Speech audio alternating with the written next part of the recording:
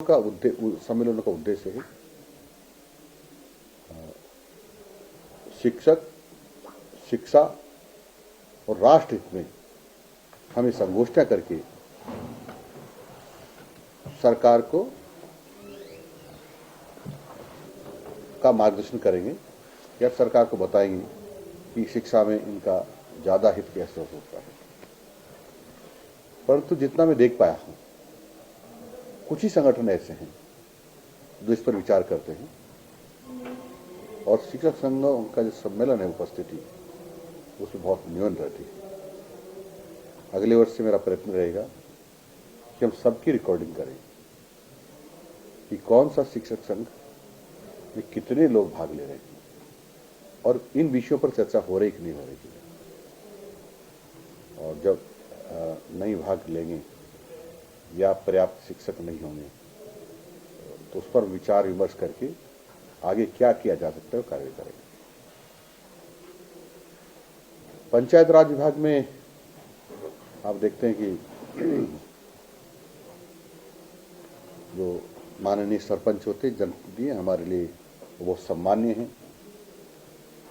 पंचायत समिति सदस्य भी जनप्रतिनिधि होती है वो भी सम्मान्य है। जिला परिषद सदस्य है वो भी सम्मान्य है हमारे लिए। यानी चुने हुए लोग बहुत माननीय सम्मान्य हैं। किसी के अधिकारों में हमारा कटौती करने का विचार नहीं है, लेकिन मैंने महसूस ये किया है कि जब निर्माण कार्य प्रारंभ होता है तो उससे पहले एक प्रमाण पत्र लिया जाता है ग्राम विकास अधिकारी और सरपंच से कि जहां हम काम करने वाले हैं विवादित जगह नहीं है, सुरक्षित जगह है, पर्याप्त जगह है और सरकारी जगह है,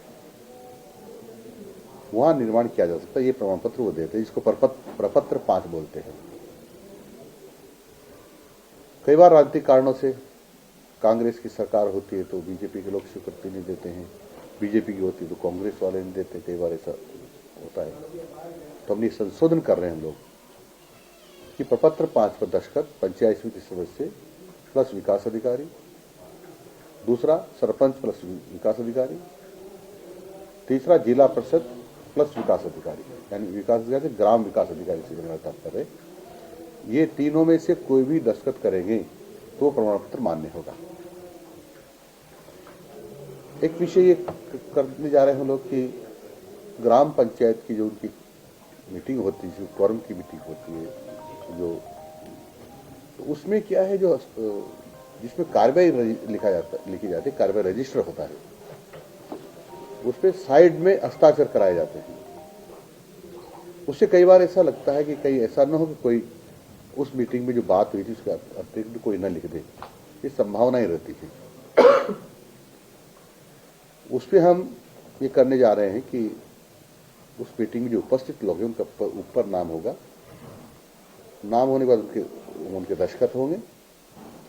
फिर उसके बाद जो मीटिंग में चर्चा होगी, जो प्रोसीडिंग होगी लिखी जाएगी, वो लिखी जाएगी।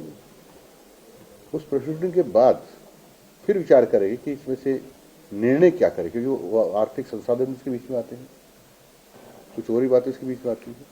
तो आर्थिक संसाधन कितने हैं उस आधार पर उसमें से निष्कर्ष निकाल के नीचे लिखेंगे और फिर साइड की बजाय लास्ट जो लिखा आपने उस लाइन के ठीक नीचे और दस्तखत करेंगे। ये हमने इसमें संशोधन किया है ताकि कई बार गांव के लोगों को शिकायत रहती है कि हमने जो कहा आम सभा में वो तो लिखा ही नहीं गया इसमें।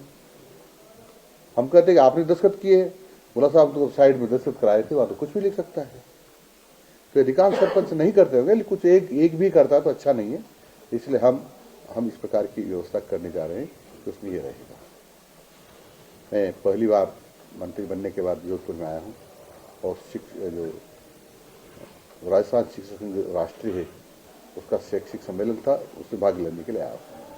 मंत्री महोदय, पिछली सरकार ने इंग्लिश मीडियम स्कूल खोले थे तो बच्चों को हिंदी से दूर किया जा रहा है। एक ही बिल्डिंग में 2 स्कूलें चल रही है, हिंदी भी चल रही है, इंग्लिश भी चल रही है। ऐसे में हिंदी को बंद किया जा रहा है। हम इसकी समीक्षा कर रहे हैं। हिंदी हमारी मातृभाषा है, उसका सम्मान होना चाहिए, सब लोगों को उसको अपनाना ही चाहिए। लेकिन हम अंग्रेजी के भी विरोध में नहीं।